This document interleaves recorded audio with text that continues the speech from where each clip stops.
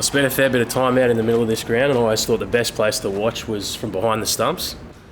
It's sitting here in the Queensland Cricketers Club with you, Brendon. It's not a bad place to watch, but I reckon for BBL 07, sitting up the other end from you might be the best place to watch the game. So, welcome to Brisbane. It's great to have you back.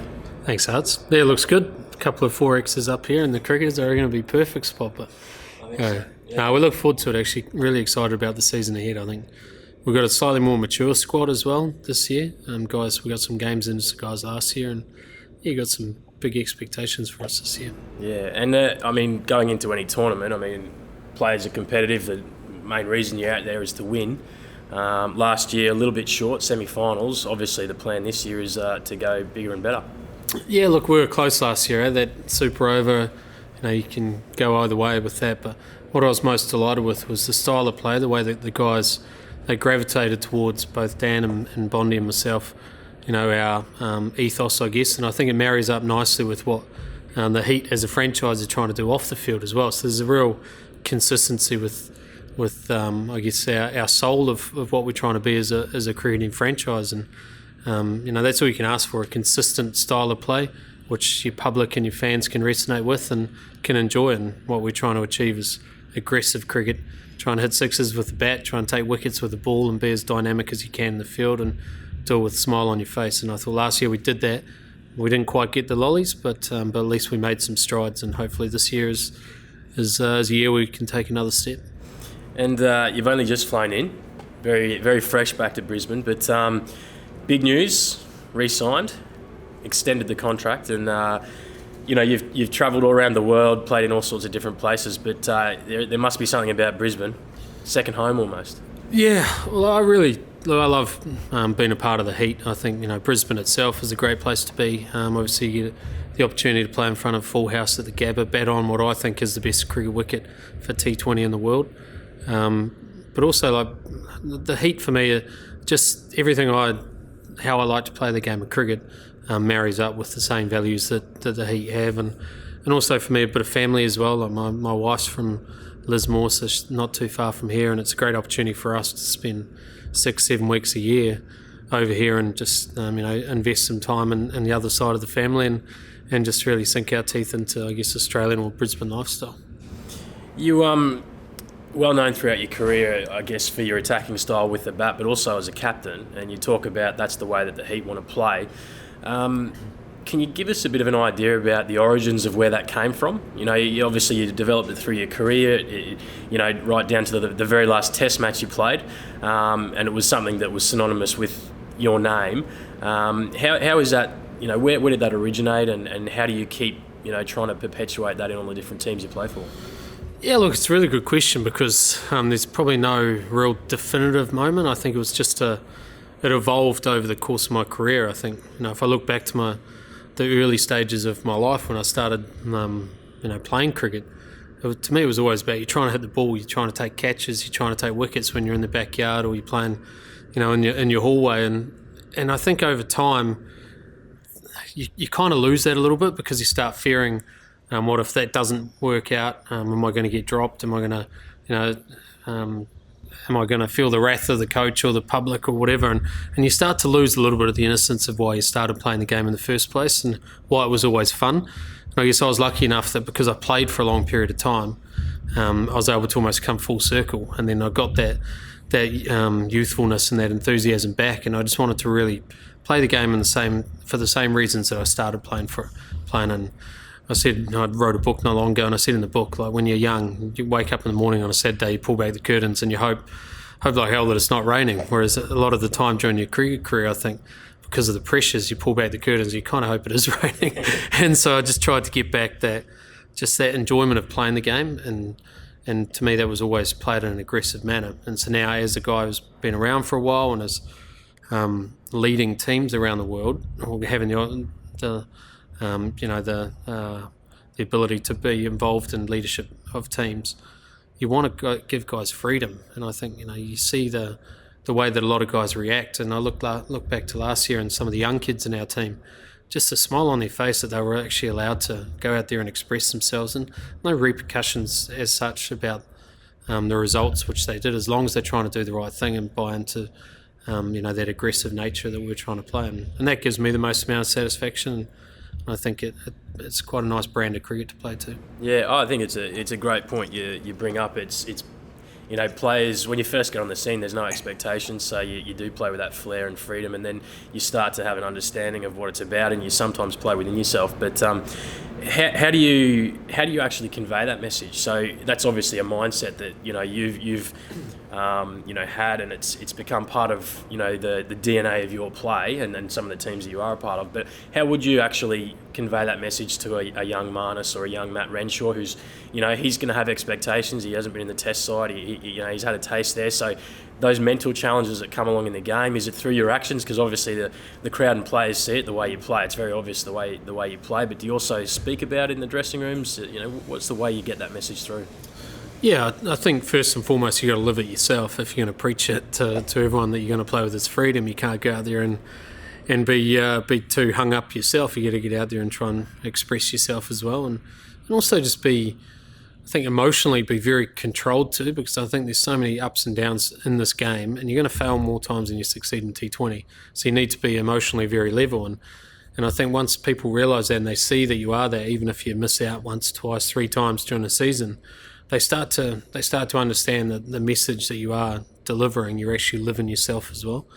One of the things I try and do as well is, along with Dan as coach, is build good relationships within the group too, and try and enjoy yourself off the field, whether it's in the change room or whether you're on tour and you might be headed off to Adelaide, go and have a game of golf and maybe go out for a feed with the guys. Just break down some of those barriers that's probably archaic thinking in our game, that if you're a senior player, then the junior players have to respect you, and you have the right to boss them around. It's not like that. You got to earn the respect of the guys, and once you build those relationships with them, then that respect is in existence anyway. And then that's when the messages that you're trying to convey about playing free and enjoying yourself actually resonate with those guys as well.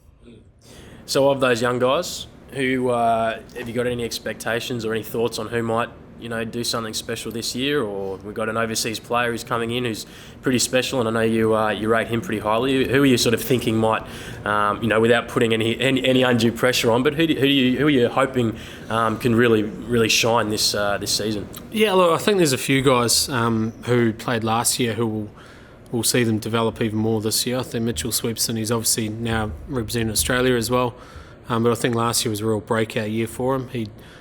In my opinion, he was the best bowler through those middle overs in the competition. He allowed us to attack at the same time as holding up an end. I think he's set for a big year. I think guys will try and play him slightly differently as well, which would be a great challenge for him. Shadab Khan, obviously, he's a young guy, young Pakistani, one of our overseas players. He is an absolute excitement machine. He's a young kid. He's got a real mature head on his shoulders. He understands the game really well, bats, bowls and fields brilliantly, and I think the Brisbane crowd will certainly warm to him. But I think Sam has it as well. He didn't get many opportunities last year, but he's a guy who I think has sat back and he's watched guys like Chris Lynn, and he's been able to work out in his own time how some of the best players in the world go about dominating games of cricket, and he has the skills to do it. And I think with the maturity which will hopefully come his way through being involved in the squad and watching those guys for a few years, I think he could have a big season as well. But I think as well for us, the experienced guys need to stand up too. We've got some very, very good cricketers in our side. Chris Lynn is obviously one of the biggest, one of the most sought after commodities in the world, and quite rightly. Ben Cutting last year was good. I think this year he can be great, and we've got a couple other guys as well who can stand up. You obviously mentioned Linny, the other Bash brother. How did you've obviously got a lot of experience, and so those types of pressures that come on externally, you know how to manage them. That was something that sort of came up last year. This the moniker given to you and Linny and the Bash brothers, and this expectation that every time you two went out in the middle, something was just going to happen. It's it's so exciting, and the crowd love it, and I think it's brilliant. What are the sort of things you talk to Linny about this year, where his game can go, and do you try and manage him in any way, or is he the type of player that you just let loose and just see what happens? Yeah, look, I think first and foremost, when we go out to bat and the expectation that something could happen, something will happen, whether it's whether we get out or whether we hit it for six. We are going to go out there and try and advance the game. And if they're good enough to stand up and better us on the day, then fair play.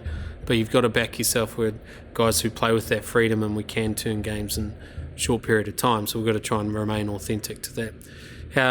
In terms of Linny, look, I've got an immense amount of respect for Linny, as not just as a cricketer, but for what he's been through as well. Like, the amount of injuries that he's had have been significant, and to continue to overcome those and remain authentic to how he wants to play the game is amazing.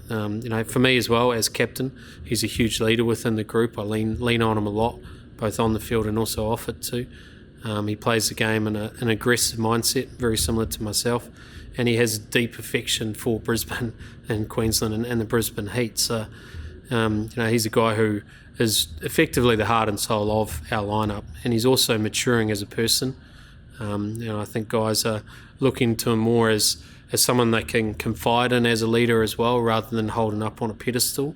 And I think his impact is not just what he does on the field, but it's what he does within the change room and the freedom he gives guys as well. So even if he doesn't perform at the absolute benchmark which he set himself, which is very high this year, I think he will, but even if he doesn't, the impact he's making off the field will give us a great opportunity to go deep in this tournament. Yeah, you mentioned Ben Cutting before. He's had some amazing performances in different forms, but hasn't really probably been as consistent as he would have liked. Perhaps last year the same.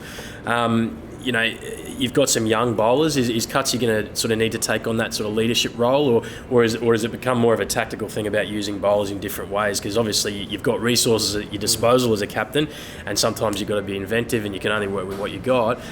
There's some real raw pace, but maybe a bit of inexperience. So is that something Cutsy can help out with in that space? Yeah, I think you make another good point. I think for Cutsy, to me, I see him as a guy who can change a game with bat in hand. I think and we'll try and give him more opportunities to do that this year as well. And from a bowling point of view, I think because he is so tall and he's always going to be slightly inconsistent with his execution, but he can also change a game with the ball in hand. So we've got to give him that freedom to do so. What I want to see from Cutsy is another step forward in terms of taking on the freedom to be able to get hit over your head for six if you're trying to do something which is going to change the game for us as a bowling group as well. And if he does that, he has a strong presence, around the group as well, and guys will gravitate towards him because of that. So, this could be a big year for him as well, not just with bat in hand, but with ball in hand as well.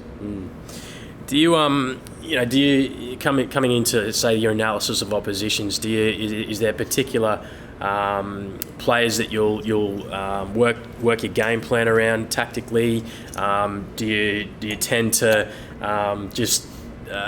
go on the fly in a game? What's sort of the method of your captaincy in 2020 cricket? Obviously, you need to be flexible. Do you have many plans and you just go to them, or you just work it out as you go?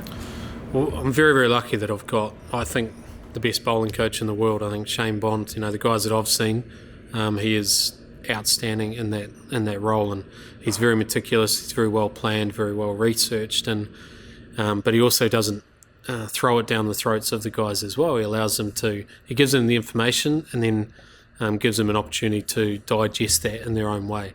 He comes up with a number of plans. He does a lot of that league work behind the scenes, so that for me, I know that our bowling group is planned, and they are they're ready for what they're going to come up against, and then allows myself as captain to remain reasonably instinctive as well, almost as a bit of a backup for the guys. So that's how we like to work it.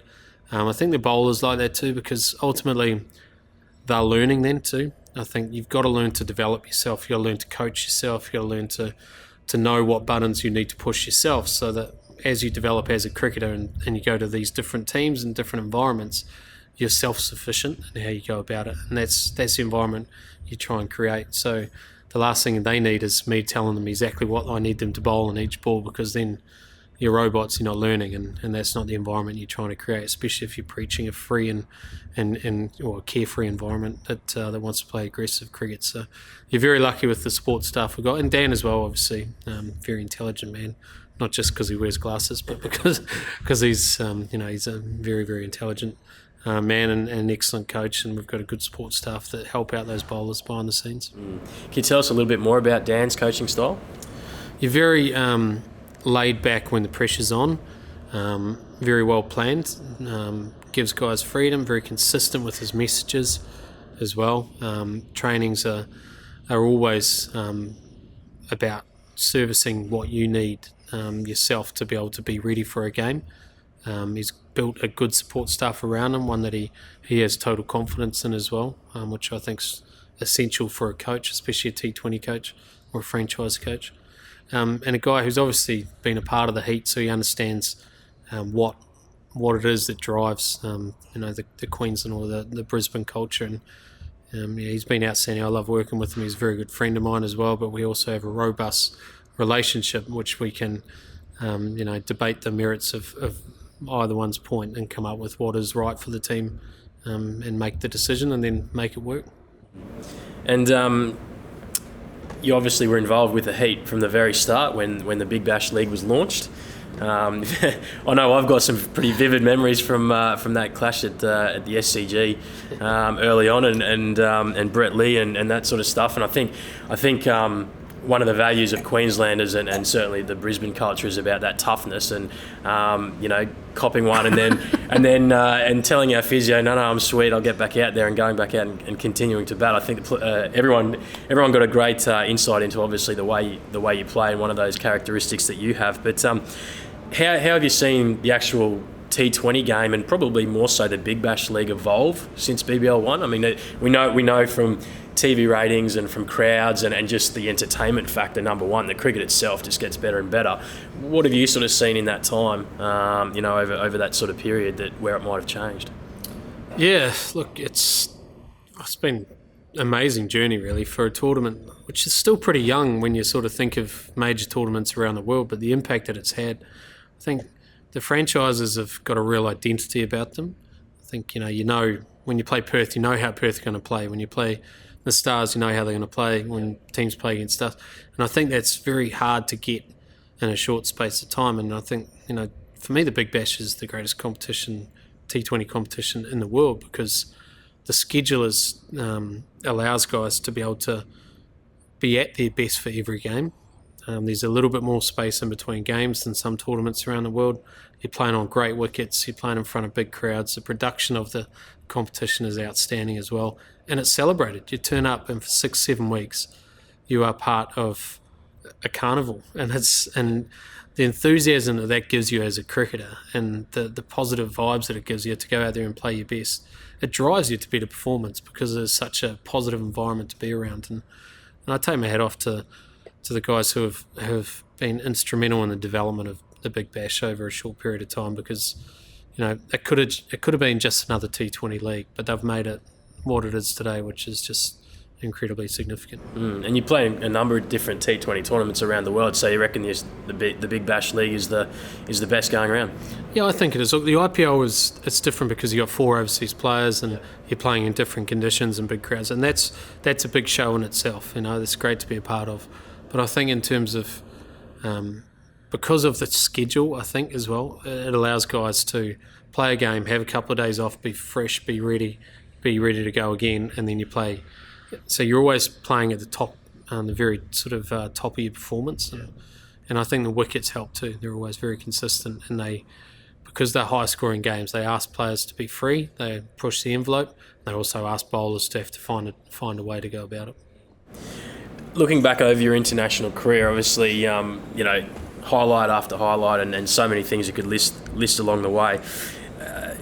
Is there anything in particular that you hold dearly? I mean, I know myself, when I finished reflecting on a career, there are lots of things, and there's certain things that might stand out a little bit more, and it might not necessarily be an obvious one.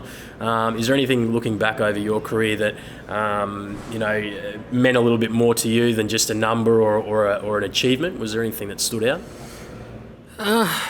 From a number point of view, it never really motivated me. Hearts are sort of, and I mean, it should, because to a degree, that's what you're judged on. But for me, I just wanted to play cricket. I wanted to be a part of a team.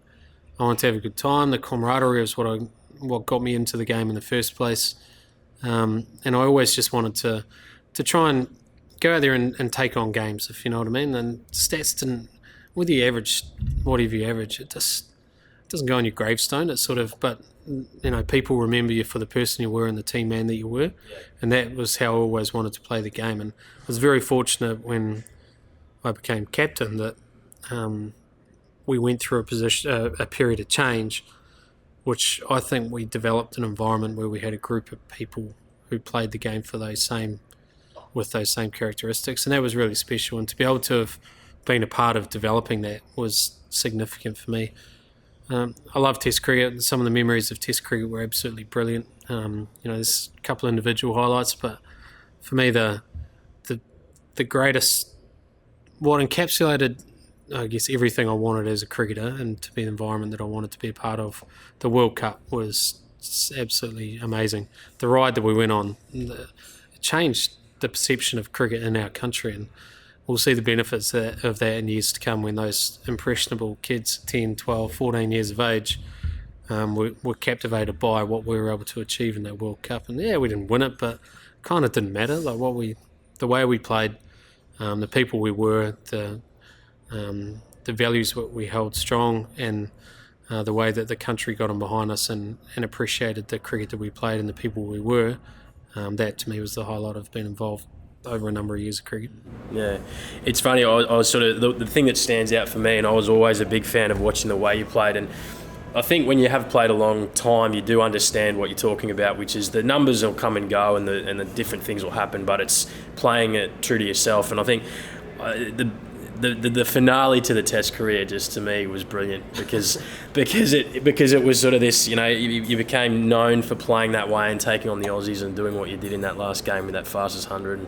And that was, I think, something that as a player, that's what opposition players will respect when players do play true to themselves. And I guess what's great for the Heat fans and players is that's obviously the way you want to captain the side and play the side, play your cricket and teach the Brisbane players how to do that. I think that's going to be very exciting for for the team going forward. And I know early on, that's what the Heat was always trying to do: play a bit different, play a bit, play exciting, play a brand of cricket that there's a result at the end, but it's actually about how you do it. And I think we certainly saw a lot of young players really thriving on that last year, and that's a challenge for you to keep pushing that forward. Yeah, absolutely, and that's where you've got to be so strong in your belief that this is how you want you want your team to be able to run, and that's why I still play these tournaments around the world, because you can have impacts on teams like that. And I remember that last Test match I remember sitting there watching with 2 down for not many, and the wicket was pretty green. I turned around and beat Jay Watland, and I was like, mate, so I will not be able to live with myself if I get out there and I die in the hole. I don't remain authentic to what I've preached and the way I've tried to play. So that was why I went out there and tried to play like that. And I came off on the day, but it almost didn't matter. Like, even if I got out first ball, if I was doing it in the manner that I wanted to, then that's what you can be happy with that. And that's what we'll try and do with the Heat again this year, is so that when you walk into the change room after a game, you know that you've played how you wanted to, whether Mother Cricket's on your side, whether someone's good enough to stand up to you and overcome your mindset and your skill. As long as you can go in there and say, lads, we've put it all out on the table today, we played in the manner we wanted to, they were good, they were too good, or things didn't go our way, you can be happy. And when you walk out of the ground content that you've played that way, then it's very hard to argue with. It's a great insight, because sometimes people on this side of the fence won't understand why a player might play a certain shot or try a type of delivery, but understanding that there's an actual style and a method to what's going on, because a lot of the time a crowd will see a result, and that's what they sort of think the players are driven by. But to get that insight into the reasoning behind why a player might try a particular shot at a particular time, I don't think a lot of people on this side of the fence sometimes see that, but it's something, by the sounds of it, Brisbane fans will start getting used to, because there is a consistency in the way you're trying to play every game. Yeah, and I think it's important we say as well that it's not kamikaze type cricket. Yeah. There's still methods and plans and systems which you put in place, and you've still got to earn the right to be aggressive. But I guess if in doubt, take the aggressive option. And if you do that, then you're gonna serve yourself pretty well. Trust your instincts and make decisions which you think are best for your team at that point in time. But it's a matter of you're trying to free guys up when the pressure's at its highest, and that's kind of the ethos that we're talking about. And when you use this language a lot and you're consistent with your method, then it starts to resonate with guys, and they start to, when the pressure is on, they start to see clarity in how they go about it, because they're no longer fearful of what if it doesn't go right. And that's I guess the overarching theory behind it. Yeah. And obviously there'll be plenty of action on the field through the next 6 or 7 weeks, but as you say, you want to try and freshen up in between games. What does Brisbane and freshening up away from games look like for you and your family? Well, plenty of golf. I have got the family over, so I'm going to have to balance family time with golf time, but it's very important for a team that you play golf together, as I'll be telling my wife. But we've got a couple of... I'm a big horse racing man as well, and the Magic Million sales are on at the Gold Coast, so I'll get a couple of days down there as well. We normally stay at Broad Beach, and it's really nice. Middle of the tournament, it's a bit of a freshen up for us too. I've always been a big advocate of you live your life, even though the pressure's on and you're playing games, you've still got to live your life and just enjoy yourself. And because when cricket does stop, your life carries on, so you've got to know how to live with that too. So while we're here, we'll try and do that. Bit of golf, spend a lot of time with the family, bit of horse sales, just a lot of time with teammates, and try and get out and see a little bit of Brisbane again. Yeah. And it's only a couple of days away. You still get nerves for the first tournament opener, the first game? I wouldn't say nerves, I'd say excitement, because I look forward to playing cricket now. Like every game, it's an opportunity to go and enjoy yourself, express yourself. You never know when it's going to finish. So while I'm still fit enough and in demand, I guess, enough to be able to have these opportunities, I'll look forward to it. And also I've played long enough where you can handle the bad days, so the excitement's there rather than the nerves as such. I get nervous for other people at times, because you want to see them do well, and you know how hard they worked and how much it means to them, so you want to see them do well. But yeah, I mean, there'll be a little bit of nerves because you want your team to do really well too. Well, I've spent a bit of time away from the cricket field, so I'm very excited about Wednesday night. I'm probably going to be more nervous than half the players. It's a great time of year. I think the Brisbane fans will turn out in their numbers, and we're very much looking forward to what you can do and what the team can do, and what BBL 07 has for the Brisbane Heat. But thanks for joining us. Appreciate your time, given you've only just got into the city and you're going to be preparing. But enjoy, mate. And we look forward to watching what you can come up with and the team can come up with this summer. Good man. Thanks, Hus. Cheers. Much appreciate it.